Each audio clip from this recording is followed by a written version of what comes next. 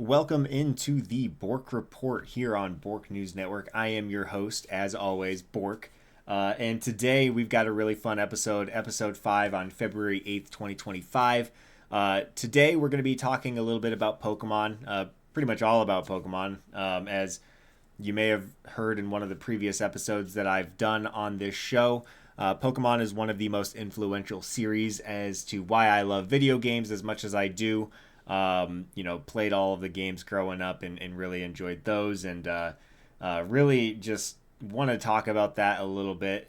Specifically, I've been playing Brilliant Diamond and Shining Pearl. I've been playing Brilliant Diamond, I should say.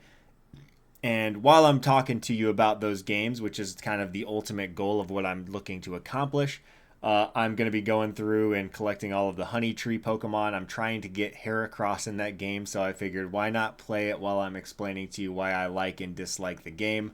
Really going to go in depth there and really hopefully have a fun time. Hopefully find a Heracross on stream here while I'm recording. If not, there we will be in 6 more hours after I put more honey down and wait that 6 real-time hours. No cheesing. Outside of that, after the Brilliant Diamond Shining Pearl talk and after I've finished my honey trees, we will be doing a tier list of my favorite Pokemon games. I'll pull up the tier list ranker and drag those on where I think they fit. Should be a really fun episode. Just going to be yapping a little bit about Pokemon, a series that I hold near and dear to my heart. Probably my favorite series, if we're being honest, just based on the amount of hours played and dedication that I've put into this. It's going to be a really fun episode. I'm going to pull up my Nintendo Switch here. Get my gameplay. There we go. Hello. Like I said, I've been playing Brilliant Diamond Shining Pearl here. And one of the things in this game that has really sparked me to play it is if you import the entire Sinnoh Pokedex into Pokemon Home, you get a shiny Manaphy gifted to you, and that's pretty cool. That's what sparked me to play it. I'm playing it alongside one of my friends, and we're trading version exclusives, so it's been a fun time. My team is very not balanced. Let's pull it up here. So I've been basically one-shotting or just kind of running through this game with my Torterra. I just recently got my Garchomp. Trying to evolve this damn Munchlax into Snorlax. He needs high friendship, so he's got the Soothe Bell. And then I've had Mantike in my party for the same reason. Needs a lot of high friendship in order to evolve. So outside of that, Torterra's my tank. I hope he can carry me through the Pokemon League. Definitely trying to grind up some of my other Pokemon like Garchomp here, but it's been a really fun time. And today on what I'm really wanting to do is go through all of the honey trees and try and catch me a Heracross. In order to complete the decks, you need to slather honey on these honey trees. And after that, you have to wait 6 hours, and then there's a 90% chance that a Pokemon will spawn at that tree. Depending on the tree, it either has a 70% or a 20% chance to be a rare tree, depending on the trees. I think there's 4 trees around the region that are rare trees. And those have a 70% chance to host a rare spawn pool, which includes Heracross, and then the others do not. So, and then on top of that, it has to be a rare tree, and then Heracross is only a 5% spawn at that rate. So, you have to get either a ridiculously good day, or just be plain lucky, and you have to you can narrow down which trees are rare and which aren't, but you'll see I've got a bunch of trees ready to go here. I'm just going to be going around the region and getting those trees, talking about the game and kind of where I'm at in the game, as well as what my thoughts are on it. So I'm going to be running over here to the first tree. And with Brilliant Diamond and Shining Pearl, it's a very interesting use case of critical reception to Pokemon games, because I think for years everyone was saying, "Hey, let's get remakes of Gen 4. Remakes of Gen 4. They're coming. They got to be next." Okay, First Encounter's a no-go. And after that point, we got these announced, and well, the games are just very much copy-paste, upscaled chibi style renders of Diamond and Pearl, which for some might be exactly what they look for. I think for the broader Pokemon community, they expected something more in the style of like a Sword and Shield with the 3D graphics and kind of a more expansive open world to explore in the Sinnoh region. I don't know that I ever expected it, and I also have never really been one to be asking too much for the Brilliant Diamond and Shining Pearl games, personally. I couldn't care less if they remade Gen 4. I knew that was kind of the next logical step. But overall, I mean, as much hate as these games get, just critically among the Pokemon community, I don't think anyone really ever wants to be playing Brilliant Diamond Shining Pearl. They're fine. I think the reason that they're not as good as people imagined is A, it's a little lackluster. It's not really what people expected. But B, they're faithful remakes of Diamond and Pearl, which are already just kind of boring games. I think the pacing in Gen 4 is really, really poor. And you know, it was fixed a lot in Platinum version. I think Platinum is phenomenal. It's hilarious to think that, you know, a game set in the same exact region can be so different than its predecessors. And, you know, I'd say previously Emerald was not that much of a step up from Ruby and Sapphire. I mean, obviously a couple different story beats, and the Battle Frontier was the big one there. With Brilliant Diamond and Shining Pearl and Diamond and Pearl, those games were so weirdly paced where, as I've been playing through this, I think a lot of people can agree that the length between gyms is very bizarre in this game, and it's really linear as well, so there's not really a lot of flexibility. I know with Gen 1 and 2 there was a bit of flexibility as far as which gyms you could do in what order. So, I mean, really, just you're already starting off on a bad foot when you're you know, bringing back these games and you're not implementing any of the reasons that they got better in Platinum. Obviously, fire types are a big issue in this game. If you do not select, if you don't select Chimchar as your starter, you are pretty much locked into a non-fire playthrough aside from Ponyta. I think Ponyta is the only fire type you can catch in the region. And I know Platinum changed that. I think they let you get Ponyta a little bit earlier. They also allowed like Magmar and Magmortar to be caught in the main playthrough before you get the national decks. So again, most of the issues that this game presents are fixed with Platinum, and the fact that they just did a 1-to-1 remake of Diamond and Pearl is kind of, you know, it feels lazy.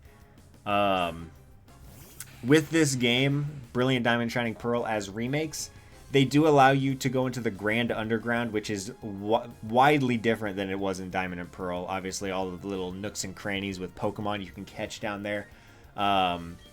So pretty expansive there, and you can get some fire types from that location. So I can't say that fire types are as big of a deal, but as someone that doesn't really like going into the Grand Underground, I think it's just kind of boring. I missed one of the trees. I need to go under and around there. So basically, I just think that these games are paced horribly. I was telling my friend who I'm playing this through, I was like, hey, be ready, because the gap between Gym 2 and Eternita and Gym 3 is ridiculously long. You get to Hearthome City and you're like, oh, cool, I got a gym here. Nope, that's Gym 5. And it was already a long trip. It was already a long trip to get to Hearthome City, and you're like, oh, sweet, I finally made it to the next gym. Nope, you've got to go all the way around the region still to get to the third gym. And then the fourth gym is right afterwards. You have really no barrier to entry as long as you get to Pastoria City. So really weird. I'm going to get every damn encounter in this patch of grass. So big issue with the pacing is essentially what I'm trying to get at there. I think another big inhibitor in this game, as opposed to Platinum, which they should have taken elements from, is the fact that a lot of the new Pokemon to Sinnoh aren't even accessible until after you beat the Elite Four and get the national decks. Like, you know, they added, you know, all these evolutions to older Pokemon like Magmortar, Electivire, Gallade. There's so many, you know, Togekiss. I could keep going. I could keep going for a while there on which ones there are. Licky Licky. None of those Pokemon are available in the normal Sinnoh decks. You can't catch Lickitung, Magmar, any of them. It's kind of insane, actually, just how they did that, to where a lot of the new Pokemon are locked to post-game content. In the post-game, frankly, in this game, is not that beefy. I'm pretty sure Platinum had another Battle Frontier, but this game really doesn't have a ton as far as what you can do in the post-game for, battling. I think there's a battle tower, but I mean, I have so many questions about what they were doing when they released this game, because really it's just kind of irresponsible to not take from Platinum version and apply it to this game. Now, I know I'm being really harsh, and I have every right to be harsh on this. At the end of the day, I'm still having a fun time playing these games. I think that the art style is not anything revolutionary, but I think it is kind of like a modern adaptation of what the art style was back in 2007. I think that a lot of people, I mean, in my eyes, the sprites on the screen look a lot like this chibi character just up-resed. So I think that there's some merit there as far as what they're going for with the art style. It's like kind of a faithful, reenactment of the art style. But overall, it's not a horrible game. I'm still enjoying myself, as I'm saying. And I've done like 7 honey trees and have had like 1 rare spawn. I think the Cherubi that you saw earlier was a rare spawn. So we're not doing so hot right now. And thank God they put Munchlax in the Grand Underground to be caught after you've obtained Defog. Because for those of you that don't know, in the original Diamond, Pearl, and Platinum games, you can only get Munchlax by doing honey trees, and it's a 1% chance to spawn a Munchlax on a rare tree, and it's guaranteed that it'll be Munchlax if it pulls that 1% odds. But it's crazy that they put 20 to 25 trees in the game, and they give you a 1% chance on a rare tree. So just really, really difficult to comprehend the decision behind that in the original games. Completing the decks would have been a nightmare. I never did it as a kid, but yeah, it's more of a Gen 4 conversation as a whole. Let's make sure I didn't miss any over there. Okay, heading over here. It's more of a Gen 4 conversation as a whole when you talk about Diamond, Pearl, and Platinum. It's just crazy that Diamond and Pearl were so well received at the time, I suppose. I hate this. Let's go there. I feel like everyone had such fond memories of Diamond and Pearl. And then once Platinum came out, they were like, why did we enjoy these games as much as we did? Platinum fixed almost everything there was to fix about them. Which I can't say that is the same for a game like Gold and Crystal or Ruby and Sapphire. I think those games are extremely solid on their own right. Here's another rare spawn. So we're really not doing well on the Heracross hunt here. We're getting some rare trees. You can tell by how much they shake, I think, how rare they are. And that one had a little bit more shake to it. So, but to my point, I think that the game as a whole, Pokemon, I guess, is what I'm trying to say here. I'm going to go down. I hate going down this grass. We're going to go up from here. Basically, third versions really do fix a lot of the issues that the original versions had, but it's just wild to me the jump in quality between what we see in Gen 4.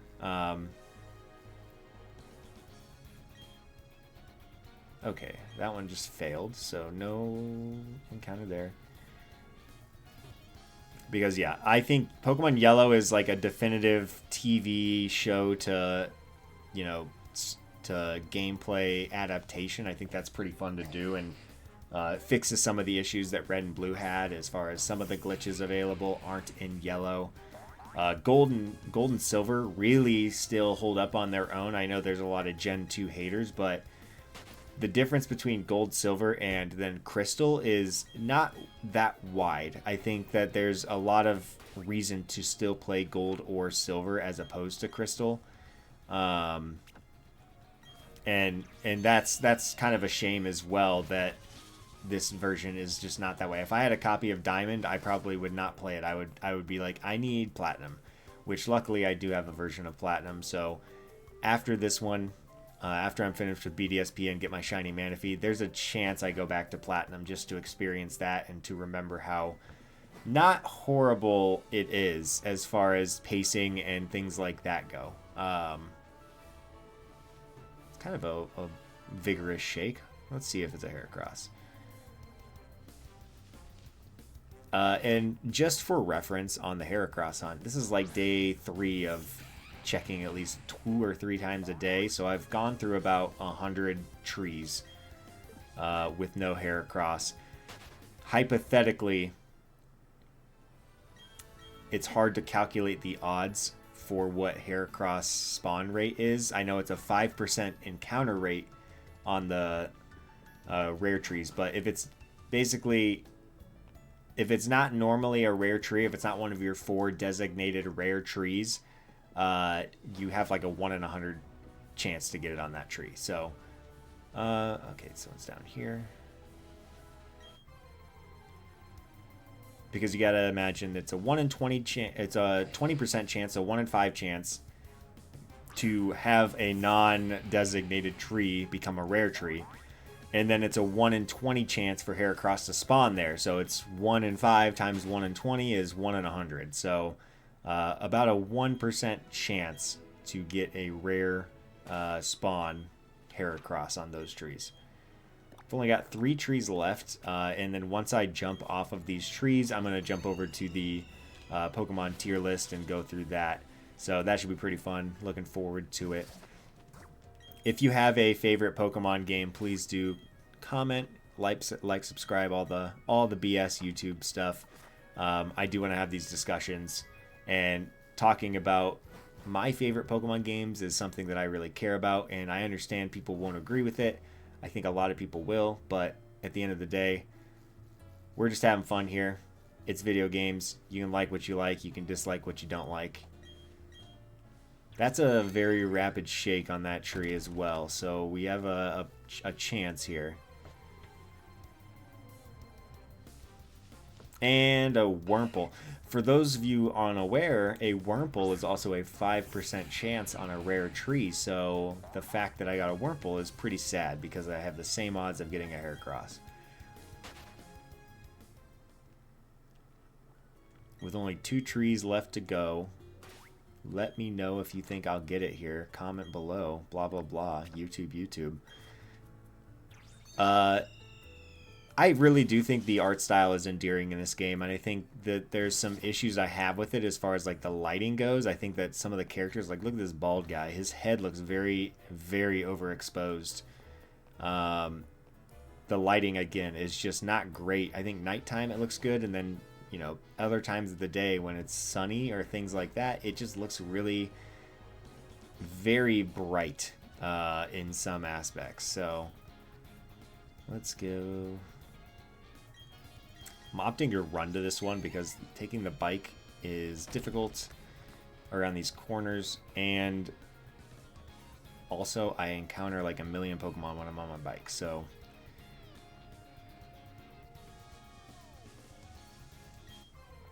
all right, 2 more to go. 1 more after this. That's a Wurmple. I think I've seen like 7 or 8 Wurmples. I'll have to watch it back.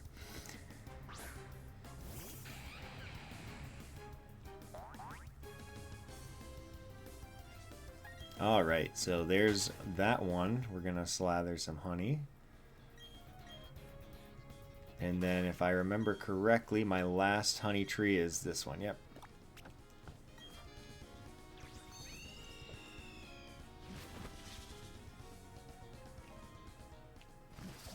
All right, one tree to go, and then I'll go over to my tier list. I will also pull up the honey tree encounter rate just so you guys can see that, so I can explain it a little bit better.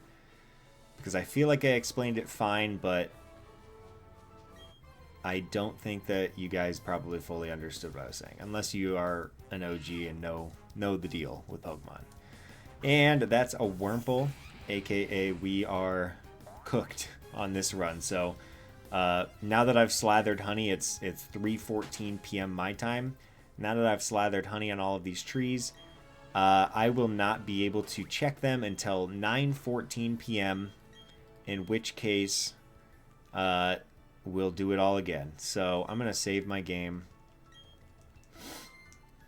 and come back to my cam only here. So glad you wanted to, if you watched, thank you for sticking around while I check those. This has just been something I need to do. I figured I'd do it on camera while I'm here since it's just on my to-do list and I wanted to talk about Pokemon anyways. So I'm going to pull up, I'm going to grab my browser here and pull up Honey Trees BDSP. So basically, let me pull up my screen here.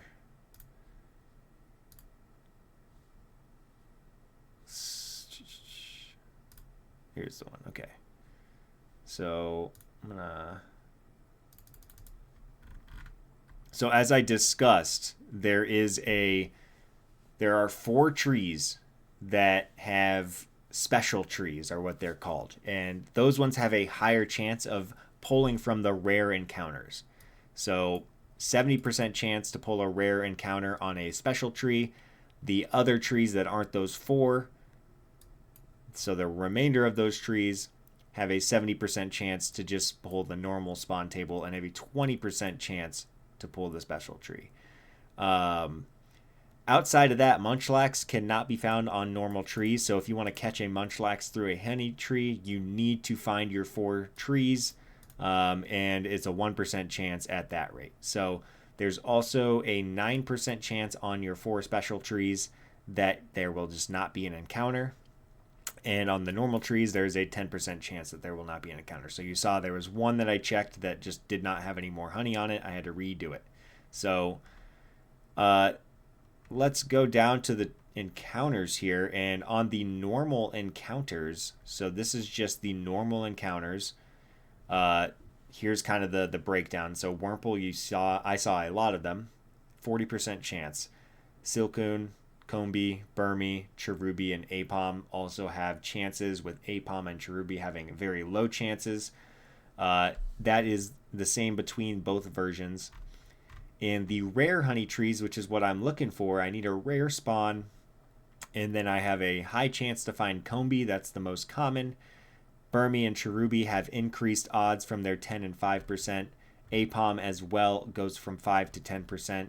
And then I have Heracross at a 5% chance and Wurmple at a 5% chance. So you can get a rare spawn and still get screwed over by Wurmple, which I think I did in this run through. So like I said, really low odds to get a Heracross, and it's the only place in the game you can catch Heracross. If I click on Heracross Gen 8, scroll down here to Brilliant Diamond, Shining Pearl, shows all these routes. That's all honey trees. So if I go to the details, again, here we go. Honey tree, honey tree, honey tree. No rare encounters, which is really a shame because the honey tree very rare encounter, Munchlax, now can be found in the Grand Underground as just a static encounter. So if I go to the details here, you'll see in the Grand Underground, there is a percentage chance, depending on how far you are in the game, that Munchlax can be found there. I actually caught 2 of those myself, so pretty frustrating on that front. But nonetheless, let me swap over here. Let me add my cam.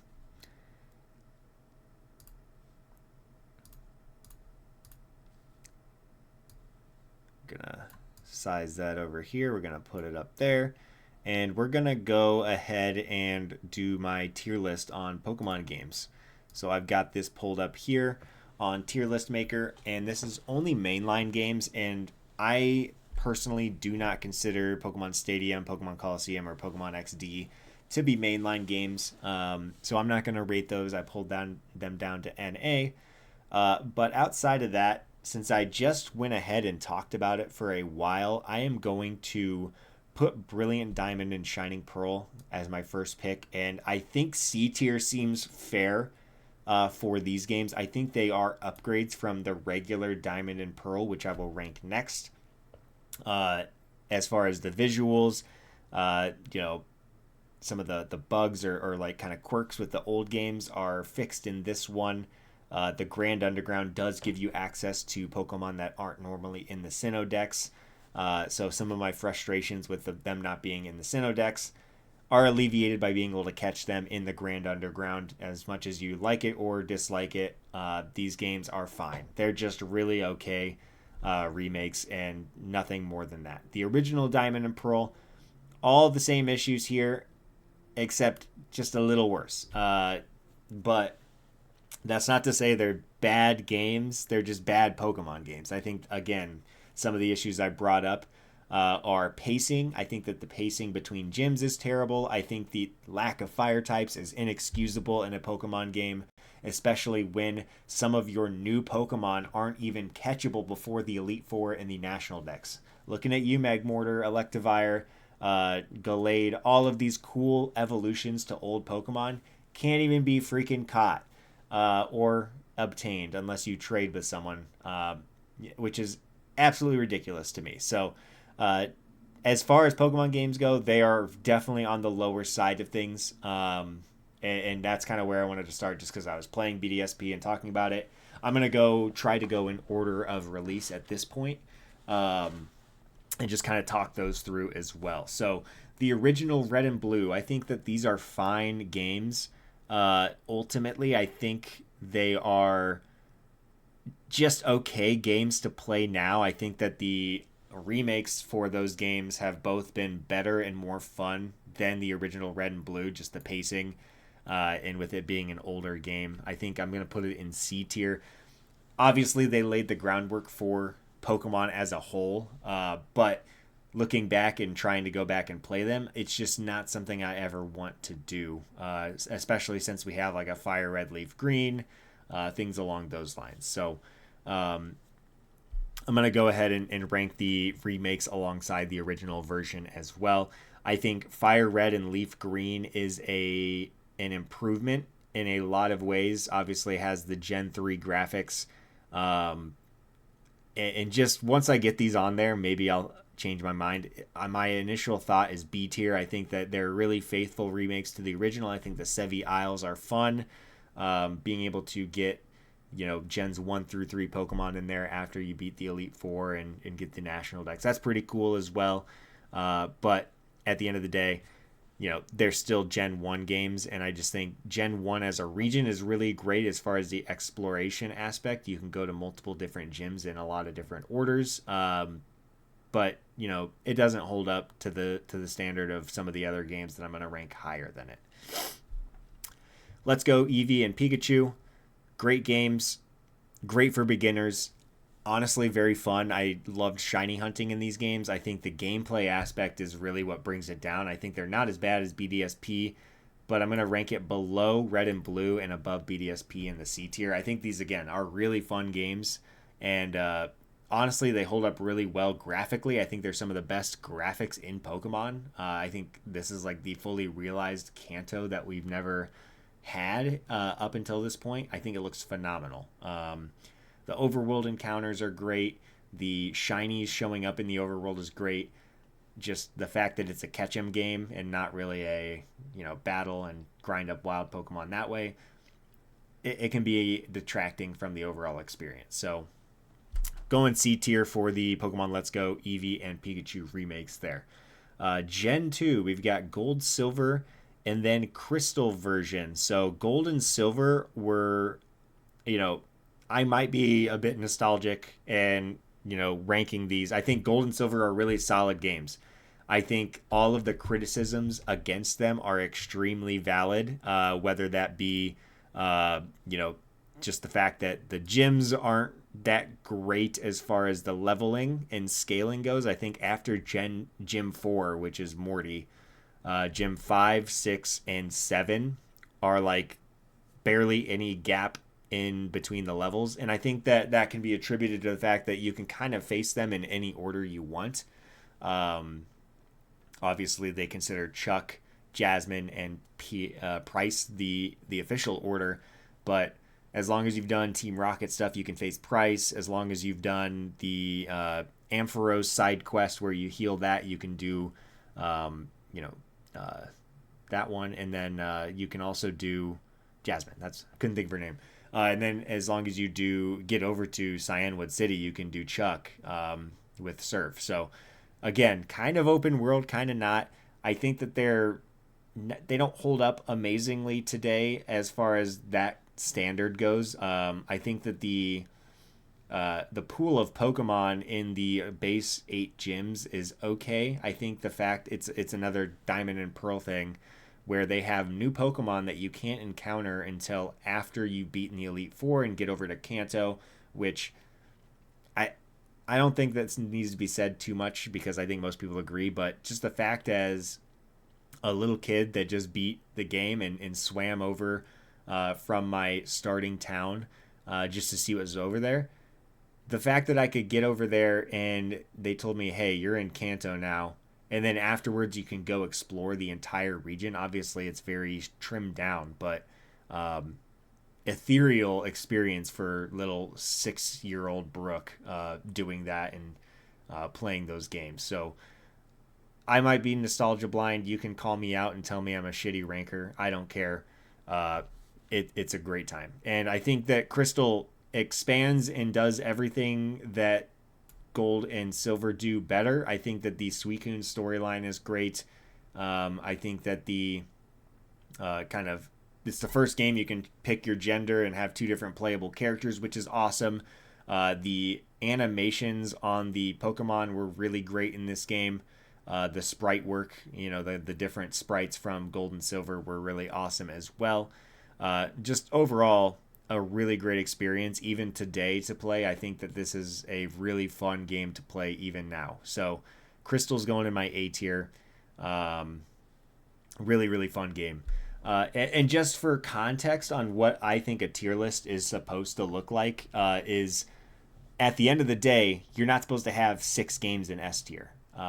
You're just not. There's got to be some sort of waterfall effect here where it's, here's my top 2, maybe 3 at most in S tier, and then there should be more in A tier, more in B tier, and then it kind of just bar graphs around where it's like a little bell curve. So that's my thought on tier lists, just for your knowledge as I'm talking through these. Going to Gen 3, Ruby and Sapphire version. This was, again, one of the first games I ever played was Ruby version back in 2003 when it was released.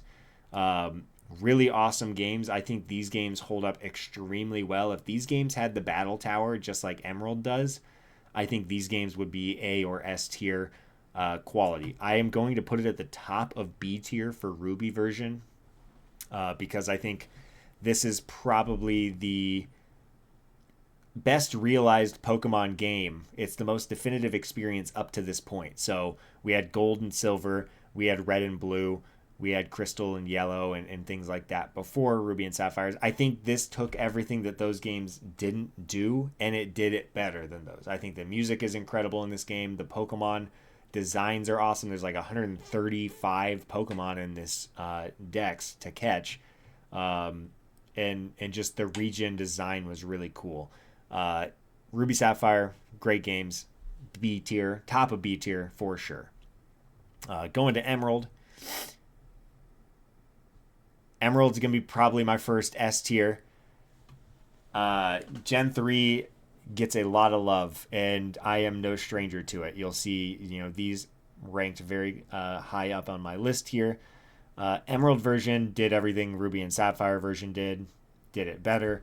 I think Rayquaza is one of the coolest Pokemon, and to center the game around him is awesome. The fight between Kyogre and Groudon getting broken up by Rayquaza is super cool. It's one of the first times Pokemon's had a cutscene, like a cinematic, where Rayquaza's like flying and coming out of the sky and stopping them from fighting. I think the cinematic was just incredible.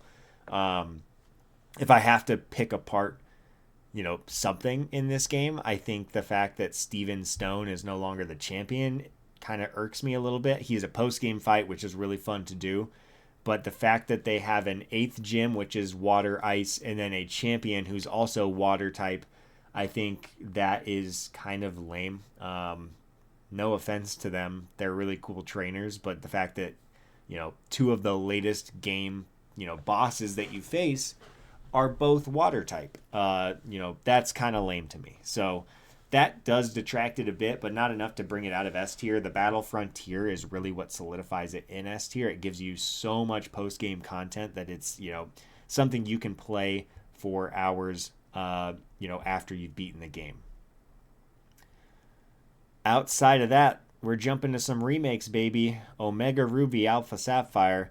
And I also, I missed yellow version. I forgot the definitive version of red and blue. I think it's better than them. I don't think it's above C tier. I think playing as Pikachu and having him in your party is kind of a boon. I love the show. I think it's a fun game, having him follow you around, kind of the first instance of a Pokemon following you around. But it's just on the same quality level as red and blue. It fixes some of the bugs, which is why it's ranked higher. But at the end of the day, it's still Gen 1. So sorry about that. I missed it. Ruby and Sapphire, Omega and Alpha here. I think these games are really fun. I don't think they're better than Ruby and Sapphire. I think that obviously the graphical increases and some of the new features are cool. But I don't think that they're better. I think that this probably goes in my B tier underneath Fire Red and Leaf Green. At the end of the day, they're just Ruby and Sapphire ported to the 3DS, and that's not a problem. They give you a couple extra features, like the Dex Nav was really cool. I think that the kind of leveling and scaling with the experience share makes them a little less grindy, which is nice, but they just don't really capture the same vibe. I think Mauville City's better in Ruby Sapphire than the Mall or whatever the hell it was in Omega Ruby and Alpha Sapphire. Just not quite as fun to me. Still a B tier game. And that's just kind of again, why wouldn't you put some Emerald aspects into this? No Battle Frontier is crazy to me. They did have the Deoxys storyline with Rayquaza afterwards, which is cool, but I just don't understand not putting the Battle Frontier in the remakes. So definitely loses some points for me there. I've already talked about Gen 4 quite a bit, but I do have a couple other Gen 4 games that need to be discussed. Heart Gold, Soul Silver, easy S tier, top of S tier. This game revitalized my spirit for playing Pokemon. It was at a time where I was just getting into high school, and at that point in time, people were, loud about, oh, you're too old, blah, blah, blah. You can't be playing Pokemon. You shouldn't be playing Pokemon. Why aren't you playing Call of Duty? Blah, blah, blah. I did play those games as well, but, you can't. There was a point in time where it felt like you were shamed for playing Pokemon, and these games just made me say, screw that. I am playing Pokemon anyways. The following Pokemon. The beautiful art style in this game. The sprite work is great. The vistas around the region are awesome. Ecruteak City is so fully realized as what it should have been. And obviously Gen 2 on the Game Boy Color couldn't match that vibe. But holy crap, it looks beautiful.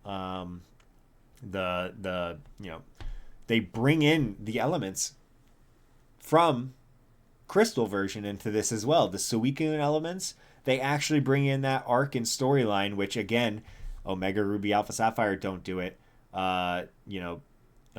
Emerald, or I guess what other remake am I thinking? Fire Red Leaf Green, BDSP, they don't do it. Like, they don't bring in platinum stuff, they don't bring in emerald stuff. Heart Gold Soul Silver did. They're like, hey, it's Heart Gold Soul Silver, it's remakes of Gold and Silver, but we're going to bring in the crystal elements that everyone liked. You're still going to be able to choose between a male, female character. You're, going to be able to do all of these cool things in the Kanto and Johto regions. And then I think some of the post-game content is the most full as far as what you can do. There's so many legendary encounters you can have.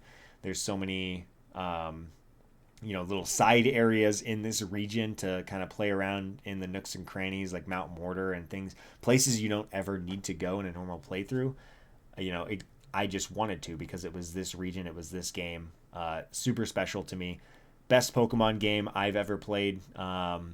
So really, really enjoyed it. Gen 4. Platinum, also S tier. I think it's a bit above Emerald as well. Again, it fixes all of the pacing issues. It's crazy that a Pokemon game can be S tier when its predecessors are in the D tier. I think that the gym pacing is way better in this, with Heart Home Gym being the third gym. The Pokemon pool that you can catch from is amazing. The Distortion World to go catch Giratina is awesome. It's insane to me that a definitive version can leaps and bounds jump from the D to the S tier just by changing a few things that might not seem like big deals, but they end up being huge deals when you play through a game like this. So I've talked about Gen 4 enough. Platinum into the S tier. All right, jumping into Gen 5, Black and White. I was kind of a late bloomer on Black and White version. I think that they are really, really solid Pokemon games. Basically, fully realizing what Pokemon should be in a sprite form by the end of the DS era before we jumped into 3D. Really great games. I just don't have I wasn't playing them in the moment, so I don't feel the sense of community and the sense of what it was. These are games I played a little bit later. I know I talked about, not jumping off Pokemon because of Heart Gold and Soul Silver. I ended up jumping off Pokemon at Black and White. I used to be a hater of the decks. Now they're some of my favorite Pokemon. I'm not susceptible. I am susceptible to propaganda. How about I say it? I jumped off because I thought I was done playing Pokemon. I thought it was the time in my life when I was done playing Pokemon. And I missed Black and White at the time, and I missed Black and White 2 at the time. Playing them back, they're both some of my favorite Pokemon games. So there you go. I think that both of these games are extremely detailed as far as the seasons changing, the Pokedex completion. Black and White, super bold of them to not allow us to catch any other Pokemon from any other generations previous. No 1 through 4 generation Pokemon are found in Black and White until the post game, which bold move. Love it. Love that move. And then Black and White 2, obviously, allowing you a little bit more freedom in your deck's choices is really cool. The storylines, I think, are some of the best. The end storyline, obviously, everyone glazes it for good reason. It's one of the best storylines in Pokemon, if not the best. So, again, if I had played these at the time of release, I probably would have much different opinions on these games, but I, again, fell off for a few years and was revitalized in Gen 6. When I got my 3DS, I got Pokemon X and Y, and that really catapulted me back into the series. X and Y, whether you like them or not, they're fine. I don't think that they're, the best Pokemon games. I think there's a lot of growing pains changing from 2D to 3D, especially with some of the artwork of the Pokemon and kind of the 3D sprites not really matching the vibe of what you got with the 2D sprites. With all that being said, I'm going to say C tier. I think that they're probably a little bit better. As I'm looking at this list, I'm hating putting Let's Go Pikachu and Eevee below X and Y. But I'm going to leave it where it is for now. I might change it at the end. The transition to 3D was not kind to some Pokemon, is what I was trying to say, as well as just the story in this game is not really the strongest. It just feels like, Team Flare is like, their motivations don't make sense in a lot of ways, and it just kind of feels like they needed to have some sort of villain, so they were like, okay, fine, here's a little shitty storyline, and oh, by the way, he's using this ray gun to blow up the entire world because it's not beautiful. I don't know. I have issues with it. I think it's fun. I think that there's some really cool aspects to this game. I think playing it now, it kind of holds up a little bit better than I remember it holding up back in the day. But I also don't think that it's the most well-paced Pokemon game ever either. So X and Y fine times. No major complaints with them, but they're just fine. Sun and Moon. I think Sun and Moon probably get a bad rep from a lot of people. I am one of those people. I didn't really care for these games playing them. I think that one of the things that really took it out for me was the fact that it felt like there were so many cutscenes in this game trying to tell a story, and at the end of the day, I just did not care too much about said story. So I don't know. There's only so much I can say or do about that. I can't control the story elements of a game, but with how many times they bring you out of the immersion of the world by doing a cutscene or even getting your starter, it's like a 2 or 3 minute cutscene, which is like kind of cute, but at the same time, oh my gosh, just give me my starter Pokemon and let me go. And it really kind of started the whole kind of vibe of Pokemon hand holding you a lot. I feel like there's a lot less hand holding up to this point. Or maybe, maybe that's a baseless accusation on my point, but I feel like Sun and Moon really handheld the player and didn't give them full control over their experience with it. So, at the end of the day, again, none of these games are bad in my opinion. I will play and enjoy most Pokemon games, but Sun and Moon just really not something that I look to go to. And I don't really have a whole lot to say about Ultra Sun and Ultra Moon. I've only played them once, and they're decent games. I think if I had to say, I'd say they're probably a tier higher than Sun and Moon. I think that these have some of the best kind of legendary encounters, and ways to encounter those are really cool. And I just think it might be a recency bias that I just don't care for. I don't know. I have more nostalgia for the games above it. I think these games are fine, but ultimately not something I'm looking to go back and play, too much. I don't even have a copy of them for what it's worth. I played it and gave it back to a friend. So, again, just not too much to say on it, but I do agree that they are better than Sun and Moon, and I would say quality-wise, they are better than these games here. So, jumping into the next games, Generation 8, the first mainline series game on the Switch that is not Let's Go Pikachu and Eevee. And by golly, they're freaking average games. They're really average. I would say I hold these ones a little bit more dear in my heart. I'm going to place it in the B tier because I played these games probably more than I've played any Pokemon games ever. Sword and Shield. Around that time, it was 2018? 2019, I think, is when these released. So they released right before COVID. I played these a lot during COVID. The Dynamax adventures, the DLCs were really fun. The main game even was fun. I remember doing a lot of raids with my friends to get Gigantamax Pokemon, and we would try and shiny hunt those, and we found some forums where people, kind of they found dens with shiny Pokemon and would invite people to them. It was a super fun time. Really enjoyed that. I have some goggles for this game because, again, it just the time of my life when I played it, it meant a lot to me as far as occupying my time during the pandemic and things like that. So while maybe they're not as high quality as some of these other ones, or maybe they're not as good as the C tier, I think they're really fine games. I think the story sucks. I think the catching aspect in this game is fun. And the wild area, while not fully realized, I think is way more realized in the DLCs for this game. And the DLCs gave us Dynamax Adventures, which are some of the most fun I've had playing Pokemon as well. Those, roguelite, kind of choose your own path adventures to catching legendaries was awesome.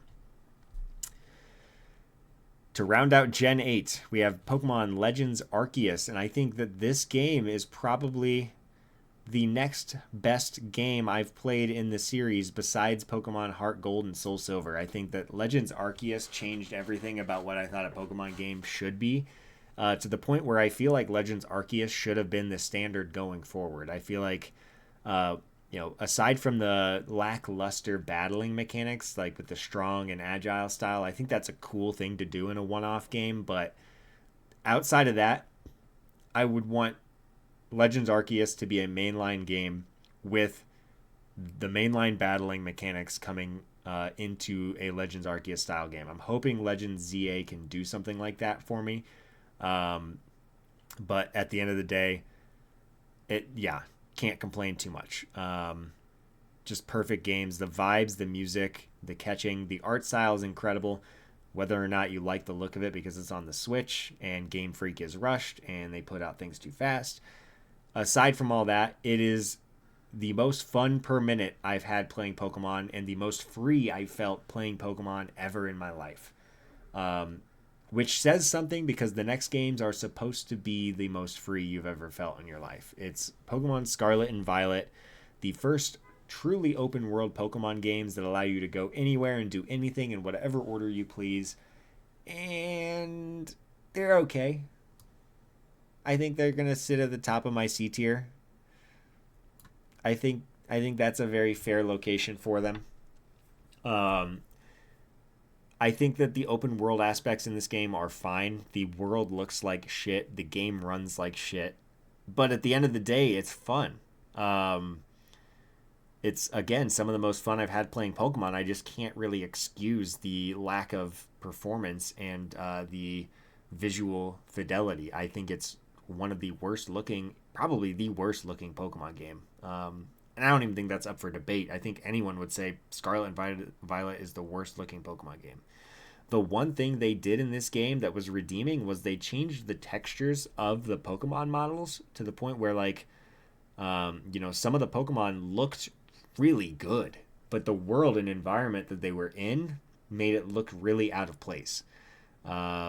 I think that they, with like a metal coating like on Magneton or something like that, they really added a sheen, and with some of the Pokemon that have fur, you could see the texture of the fur, and it kind of felt like these are the most realized Pokemon models they've had. They try and fix some of the shitty 3D renders from the previous generations, like Typhlosion and things like that. I feel like looked terrible up until Gen 9. I think it looks pretty good in Gen 9. But, one of the things I think that saved Sword and Shield, which gave it a higher rating than Scarlet and Violet for me, is the DLCs. I think the DLCs in Scarlet and Violet were not that great. I think that the stories were cool. I actually really enjoyed Kieran, but at the end of the day, they're not memorable to me. So I don't know. I think they're fine. I think the Pokemon designs for Gen 9 were really cool. I think there's some that miss, but I'd say for the most part they hit really hard. And really most of the downgrading here is based on the performance and fidelity of the game. Maybe it'll run better on the Switch 2 when that releases, but I don't have high hopes for that. And if we take away the performance issues and the fidelity, I think Scarlet and Violet would probably jump up to B or maybe even like low A tier for me, but I just can't excuse it. I think that it's, again, one of the most fun I've had playing Pokemon. Up with any of these games as far as the amount of fun per minute, but it's just the performance issues really, really do it for me. So, and again, not ranking Pokemon Stadium 2, Coliseum, or XD Gale of Darkness. This is my tier list. I'm actually going to save this. I'm going to download it and keep that one for future reference. If you guys agree with me, let me know. If you guys think I'm way off base in some of these rankings, I am more than okay hearing critiques and things like that as well. I'm not a perfect person. I like what I like and I play what I play. But at the end of the day, if you think that I made a shitty decision, let me know. I don't care. And kind of to jump back into the end of my show here, kind of the run of show is just, we're at the closing section. I think it was really fun being able to talk about Pokemon, do my tier list. You guys got to come along with me and watch me do some honey trees that now I've got to wait 6 more hours to do. But I really appreciate anyone that does decide to watch this to the end. If you do watch even a little bit of this, please like, subscribe, leave a comment on my videos. I really appreciate it all. But if you guys have Pokemon opinions you'd like to share with me, feel free to comment or find me on social media. I'll put those in the description. And looking forward to seeing you guys next week on Saturday for the next episode.